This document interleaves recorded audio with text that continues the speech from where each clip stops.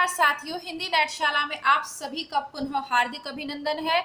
अपने इस चैनल पे हम उच्च स्तरीय प्रतियोगी परीक्षाओं की तैयारी करते हैं और उसी क्रम में आज हम काव्य शास्त्र से संबंधित 50 महत्वपूर्ण प्रश्नों को सॉल्व करने जा रहे हैं।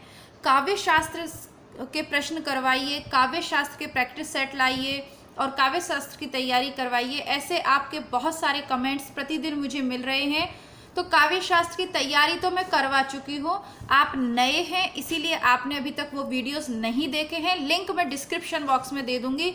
तो उस तैयारी का मूल्यांकन आज हम इस प्रश्न पत्र के माध्यम से करेंगे। तो ये आपके 50 प्रश्न पत्रों का एक प्रैक्टिस सेट है। और भी प्रैक्टिस सेट मैं आपको प्रतिदिन समय समय पे करवाती रहूंगी और उसकी प्लेलिस्ट आपको क्रमबद्ध रूप से सेट करके दे दूंगी। बस आप प्लेलिस्ट से करते रहिएगा स्वयं। पहला प्रश्न, शब्दार्थो सहितौ काव्यम। शब्द और अर्थ से युक्त रचना ही काव्य है, किस आचार्य की परिभाषा है? ऑप्शन आप स्वयं पढ़ सकते हैं, मैं सिर्फ आपको उत्तर बताऊंगी। उत्तर मैं इसलिए सिर्फ बताऊंगी, वैसे मैं आपको बाकी जो 3 ऑप्शन है उनकी भी व्याख्या करके बताती हूँ, लेकिन हिंदी साहित्य का वस्तुनिष्ठ इतिहास इस पुस्तक के माध्यम से हम इसे पढ़ चुके हैं, व्याख्यायित रूप में पढ़ चुके हैं। तो एक चीज के लिए 2 बार समय नष्ट नहीं करेंगे। अगर आपके माइंड में तुरंत उत्तर क्लिक होता है प्रश्न को पढ़ते ही विदाउट ऑप्शन, इसका मतलब आपकी तैयारी बहुत ही अच्छी है। रिवीजन पे आप ध्यान दीजिए। अगर उत्तर नहीं आ रहा है तो चैनल पे पुस्तक उपलब्ध है पूरी, और जैसा मैंने कहा लिंक डिस्क्रिप्शन बॉक्स में दे दूंगी, आप तैयारी करिएगा।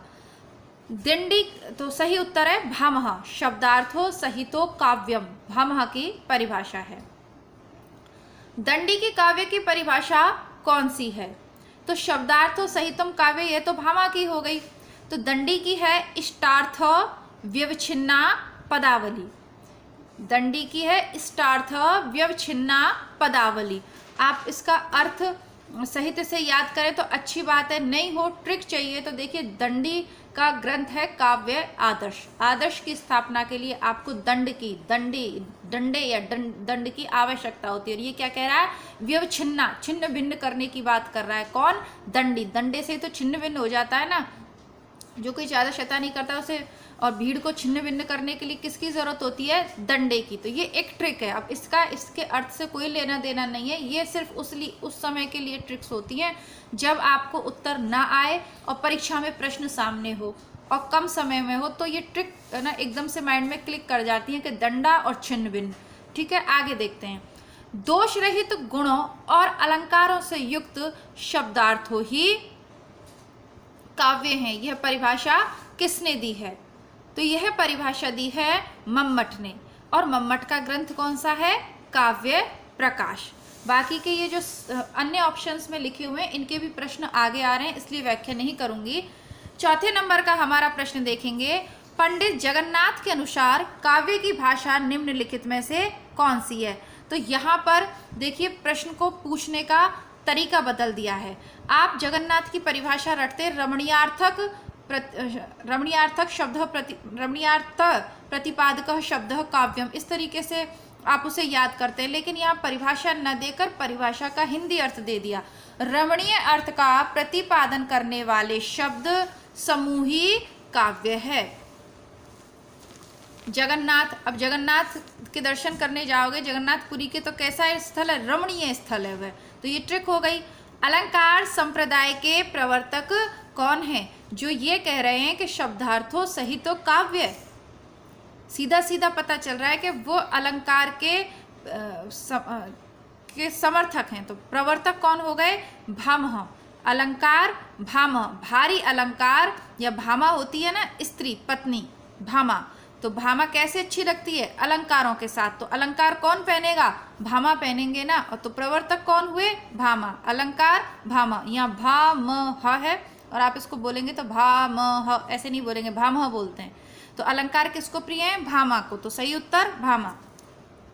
किस आचार्य ने रस को काव्य का मुख्य तत्व स्वीकार किया है? भरत मुनि ने। रस को काव्य का, इनका भरत मुनि का ग्रंथ कौन सा है? नाट्यशास्त्र। उसमें इन्होंने रस को क्या किया है? काव्य का मुख्य तत्व स्वीकार किया है। आप रामचरितमानस में भरत के चरित्र से अवगत है ना, तो भरत ने क्या किया, मुनि का वेश धारण कर लिया ना, राम की चरण पादुका लेकर सिंहासन पे रख दी। तो उससे क्या हुआ, जब हम उस प्रसंग को पढ़ते हैं तो क्या होता है, हमारे मन में रस उत्पन्न होता है, भक्ति रस होता है, ये अलग बात है। लेकिन भरत मुनि को रस से आप जोड़ ली, जब भी भरत की बात होगी तो आपकी आंखों में आंसू आ जाएंगे।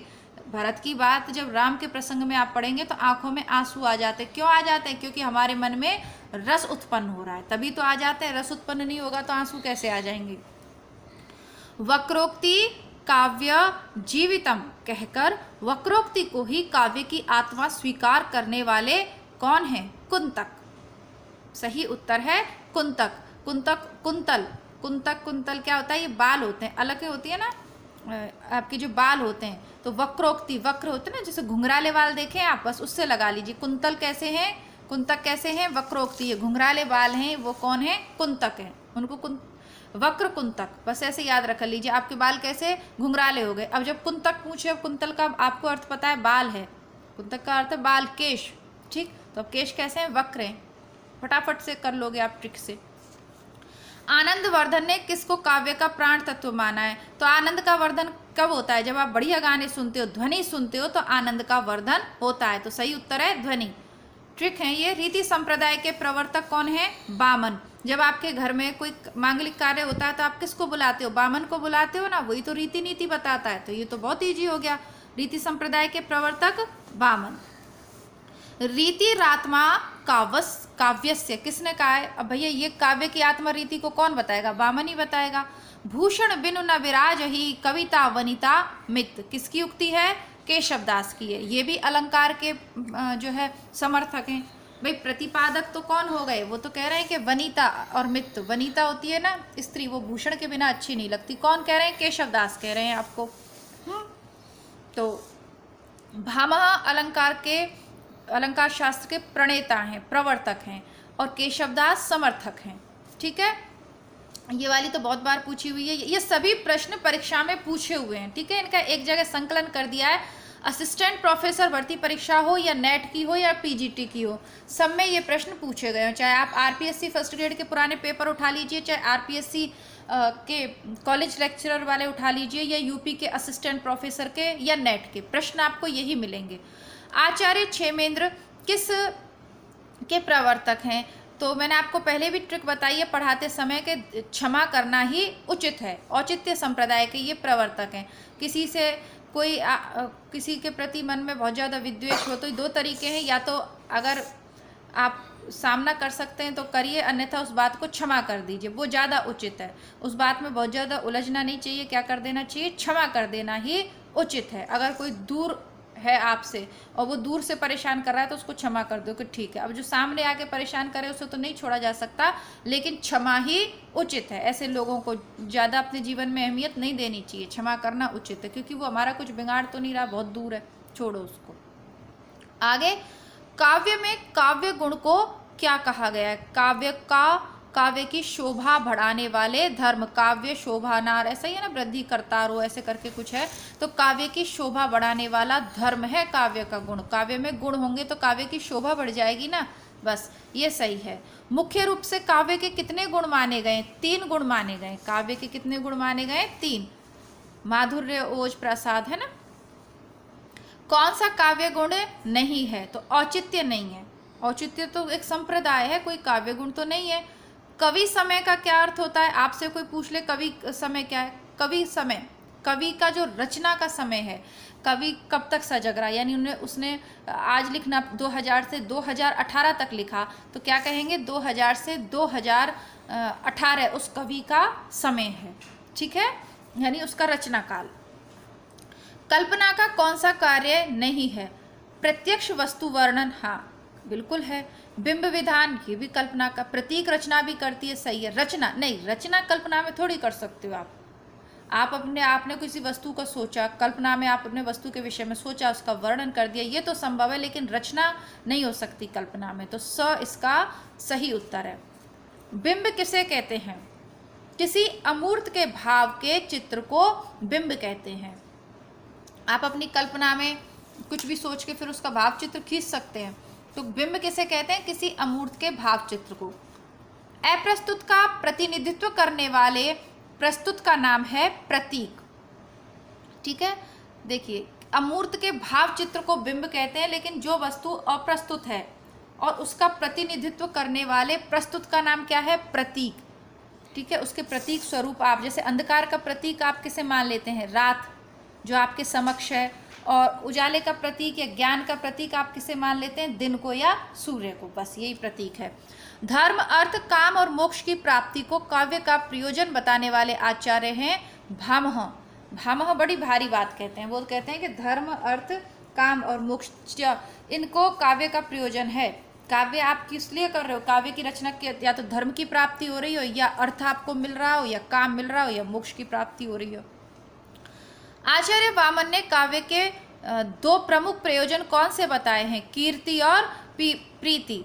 अब वामन जी कह रहे हैं कि या तो प्रेम, रीति संप्रदाय के प्रवर्तक है ना, रीति नीति बता रहे, बोले या तो कीर्ति मिल रही हो, है ना, व्यासपीठ पे बैठ के बावन जो कथा करते हैं तो क्या चीज़ मिलती है? बामन को आप सोच लीजिए कि एक ब्राह्मण है और व्यासपीठ से कथा कर रहा है, तो क्या मिलेगा? एक तो उसकी कीर्ति फैलेगी, अच्छी कथा कहेगा, और लोगों की प्रीति उसको मिलेगी। ट्रिक हो गई। आत्माभिव्यक्ति को काव्य का मुख्य प्रयोजन किसने माना? डॉक्टर नगेंद्र ने। ये आधुनिक काल के हैं, इनका साहित्य की बुक भी चलती है। ये कह रहे हैं कि आत्मा की अभिव्यक्ति ही काव्य है। ठीक है, ये इनका प्रयोजन है। कीर्ति भनिति भूति भल सोई, सुर सर सम सब कहाँ हित होई। किसकी पंक्ति है ये? तुलसीदास की रामचरितमानस की पंक्ति है। और ये कह रहे हैं लोक मंगल। कौन सा काव्य प्रयोजन है? सुर सर सम उपमालंकार सब कहाँ हित हुई, सबका हित होना चाहिए, यानी लोक मंगल होना चाहिए। ठीक है, तो इस वाले पद में लोक मंगल का भाव है, ये बिल्कुल स्पष्ट है। काव्य रचना के लिए निम्नलिखित में से कौन सा तत्व आवश्यक है? प्रतिभा, अध्ययन और अभ्यास, तीनों ही आवश्यक हैं। काव्य के मुख्य भेद कितने हैं? तो काव्य के मुख्य दो भेद हैं। निम्नलिखित में से कौन काव्य का प्रमुख भेद है? प्रबंध काव्य और मुक्तक, ये दो भेद हैं। ठीक है, दो भेद कौन से? काव्य के प्रबंध और मुक्तक। जो चीज़ें आगे आने वाली होती हैं उन्हें मैं एक्सप्लेन नहीं करती हूँ। काव्य के दो भेद हैं, प्रबंध और नहीं, काव्य के तो बहुत सारे भेद हैं, पर प्रमुख दो भेद मुक्तक और प्रबंध हैं। महाकाव्य में क्या नहीं होती? सर्गबद्धता हाँ होती है, महान चरितनायक होता है, उद्देश्य की सिद्धि होती है, मनोरंजक काव्य शैली हो, ये कोई आवश्यक नहीं है। किसने महाकाव्य की प्रमुख विशेषताओं में उदात्त तत्व को प्रमुखता दी है? डॉक्टर नगेंद्र ने। उदात्त तत्व की अवधारणा किसकी है पाश्चात्य काव्य शास्त्र में? लॉन्जाइन्स की। तो उससे कौन प्रभावित है? डॉक्टर नगेंद्र। आशा कर रही हूँ आपको ये प्रश्न काफ़ी अच्छे लग रहे होंगे और आपकी आगामी असिस्टेंट प्रोफेसर भर्ती परीक्षा और नेट परीक्षा के लिए उपयोगी हैं। और यदि ऐसा है, वीडियो को अभी तक भी देख रहे हैं, लाइक नहीं किया है तो वीडियो को जल्दी से लाइक कर दीजिए, साथ ही साथ अपने अन्य मित्रों तक भी वीडियोज़ को शेयर कीजिए। प्रबंध काव्य के कितने भेद हैं? सही उत्तर है 2। प्रबंध काव्य के 2 भेद हैं। खंड काव्य की कौन सी विशेषता नहीं है? तो खंड काव्य में जीवन के किसी एक पक्ष का चित्रण होता है, सही है। किसी एक रस की प्रमुखता होती है, यह भी सही है। आकार में सीमित होता है, यह भी सही है। और नायक के संपूर्ण जीवन वृत्तांत का वर्णन, ये बिल्कुल गलत है, क्योंकि फिर वो खंड काव्य कहाँ रहेगा, फिर तो वो प्रबंध काव्य हो जाएगा ना, यदि पूरे जीवन का चित्रण होगा तो। खंड काव्य महाकाव्य का एक देशीय रूप होता है। ये परिभाषा किसकी है? विश्वनाथ जी की है। विश्वनाथ जी क्या कह रहे हैं कि पूरा विश्व एक ही देश के समान है। खंड काव्य महाकाव्य का एक देशीय रूप होता है, ये विश्वनाथ कह रहे हैं ना, साहित्य दर्पण वाले विश्वनाथ हैं ये। गेय पद रचना को क्या कहते हैं? गीति काव्य। ठीक है, गेय पद नहीं कहते, गेय पद रचना को कहते हैं गीति काव्य। कौन सी विशेषता गीति काव्य की है? मुक्तक शैली बहुत अच्छी है। एक भाव दशा, यह भी सही है। संगीतात्मकता, यह भी सही है। ये सब मुक्तक काव्य की विशेषताएं, गीति काव्य की विशेषताएं। अब रामचंद्र शुक्ल का ये कथन पढ़ा होगा आपने, इसमें तो रस के ऐसे छींटे पड़ते हैं जिनसे हृदय कलिका थोड़ी देर के लिए खिल उठती है। तो ये मुक्तक काव्य की परिभाषा है जो शुक्ल ने कही है। लेकिन शुक्ल ने ये बिहारी के दोहों के संबंध में इसको कहा है। जो विद्यार्थी पहली बार इस वीडियो को देख रहे हैं, मैं उन्हें बता दूं, असिस्टेंट प्रोफेसर और नेट परीक्षा की तैयारी के लिए आचार्य रामचंद्र शुक्ल की पूरी पुस्तक व्याख्या सहित, मुख्य तथ्य और परीक्षा उपयोगी प्रश्नों सहित पुराने पेपर में पूछे गए सब निशान लगवाते हुए मैंने करवा दी है। प्लेलिस्ट से पढ़िए लीजिएगा और पूरी पुस्तक पढ़िए, जो भी पुस्तक आप उठा रहे हैं उसे पूरी पढ़िए प्लेलिस्ट से। दूसरा, इसी चैनल का एक और भाग है हिंदी बुकशाला, उसके किसी भी वीडियो का लिंक मैं डिस्क्रिप्शन बॉक्स में दे दूंगी, आप वहां चले जाइए। यूपी असिस्टेंट प्रोफेसर की तैयारी कर रहे हो, नेट की कर रहे हो या हिंदी की किसी भी प्रतियोगी परीक्षा, चाहे आप राजस्थान से कर रहे हो या उत्तर प्रदेश से या कहीं से भी, MA BA कुछ भी कर रहे हो, हिंदी बुकशाला पर निःशुल्क रूप से प्लेलिस्ट में आपको बुक्स मिल जाएंगी जिनसे आप पूरी बुक्स पढ़ सकते हो। ठीक है, इसके अलावा कहानी, निबंध वगैरह बहुत सारी चीज़ें आप स्वयं चेक कर लीजिएगा, ज़्यादा फिर समय यहाँ पर नहीं लूँगी मैं आपका। लेकिन हिंदी के यदि विद्यार्थी हैं तो हिंदी बुकशाला और हिंदी नेटशाला दोनों की निरंतर प्लेलिस्ट चेक करिए। मैं आपको बिल्कुल विश्वस्त करती हूँ कि आपके परीक्षा का एक भी ऐसा टॉपिक नहीं है जो इन पे उपलब्ध ना हो। चेक आपको करना पड़ेगा। जितनी भी कविताएं आपके सिलेबस में, जितने भी नाटक, उपन्यास, निबंध, कहानियाँ कुछ भी है, सब कुछ उपलब्ध है। नहीं मिले तो मुझे कमेंट करिएगा। प्रबंध काव्य को एक विस्तृत वनस्थली और मुक्तक को एक चुना हुआ गुलदस्ता किसने कहा है? शुक्ल ने कहा। ये पढ़े आए हैं हम उनकी बुक में। कौन सी विशेषता मुक्तक काव्य में नहीं है? कल्पना की समाहार शक्ति, ये तो बिहारी में बहुत है। भाषा की समाज शक्ति, यह भी है। किसी एक भावानुभूति की व्यंजना, यह भी है। और इनमें से कोई नहीं।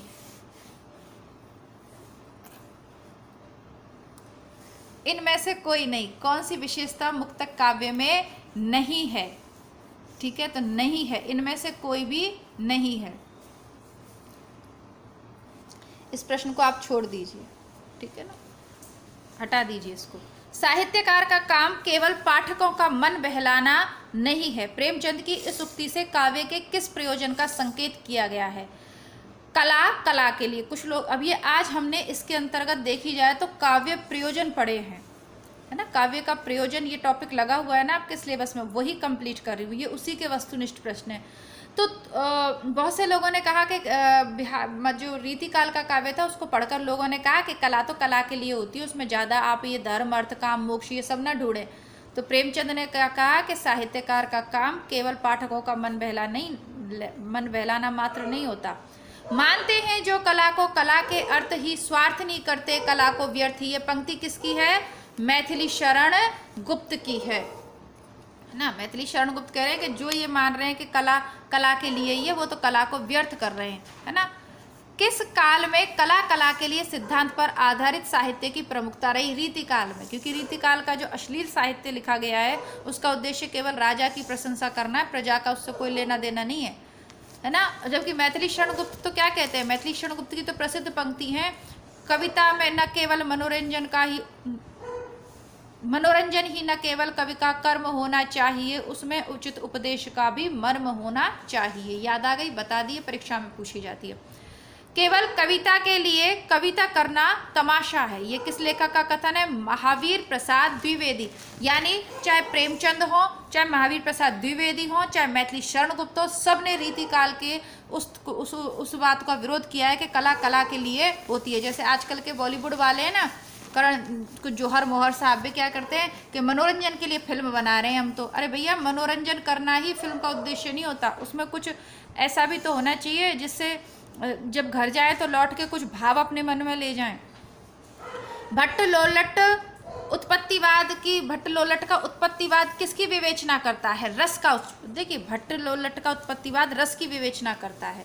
आचार्य शंकुक, अब देखिए ये चारों ही जो हैं, भट्ट, शंकुक, लोलट, ये सब क्या है? और रस के ही व्याख्याकार है। भरत मुनि का जो रस सूत्र है ना, संयोग वियोग आदि निष्प्रद, वो वाला जो सूत्र है उसके व्याख्याकार हैं। तो रस हो गया। और किस सिद्धांत की स्थापना की है? शंकुक ने अनुमितिवाद का दिया है। आनंद स्वरूप किसे माना? रस को आनंद स्वरूप किसने माना है? अभिनव गुप्त ने, है ना। उन्होंने कहा ना कि आनंद को बढ़ाने वाला है, तो ये आनंद स्वरूप किसने माना है? अभिनव गुप्त ने। और अभिव्यक्तिवाद के संप्रदाय कौन है? अभि से अभिव्यक्तिवाद और अभिनव गुप्त। भट्ट नायक ने किस रस सिद्धांत की स्थापना की है? भुक्तिवाद। रस का क्या अर्थ है? साहित्य से मिलने वाली आनंद अनुभूति। रस क्या है? साहित्य को पढ़कर जो आपको आनंद की अनुभूति होती है वह रस है। रस निष्पत्ति में इनमें से कौन सा तत्व नहीं है? विभाव, अनुभाव, व्यभिचारी। ये तो है, संभाव नहीं है, क्योंकि ये सूत्र है ना, विभावानुभाव व्यभिचारी संयोगादा रस निष्पत्ति। तो ये भरत मुनि का सूत्र है। अब इसमें संभाव कहीं नहीं है। विभाव है, अनुभाव है और व्यभिचारी, तीन है, इनका संयोग होना है, संभाव कहीं नहीं है। भरत मुनि ने किस ग्रंथ में रस की विशद विवेचना की है? नाट्यशास्त्र में। भरत मुनि ने किस ग्रंथ में रस की विशद विवेचना की है? नाट्यशास्त्र में। किस आचार्य ने रस की संख्या प्रारंभ में 8 मानी थी? तो ये भरत मुनि है। अब यदि आपने पूर्व में तैयारी करी है तो आज का ये प्रश्न पत्र आपको बहुत ही सरल लगा होगा, लेकिन ये आपको कठिन लग रहा है तो आप निश्चित मानिए आपकी तैयारी में अभी बहुत कुछ शेष है। ठीक है, उसको करिएगा। डिस्क्रिप्शन बॉक्स में मैं लिंक दे रही हूँ, वो प्लेलिस्ट में लिंक देखिए, मैं लिंक दे दूंगी आपको बुकशाला की भी, और इसकी काव्यशास्त्र की तैयारी कहाँ से करनी है वो भी। उसके बाहर कोई प्रश्न जाएगा नहीं, बशर्ते आप उतना अच्छे से पढ़ लें। तो मिलती हूँ आपसे आगे फिर नए टॉपिक के साथ। तब तक के लिए नमस्कार, धन्यवाद, जय हिंद।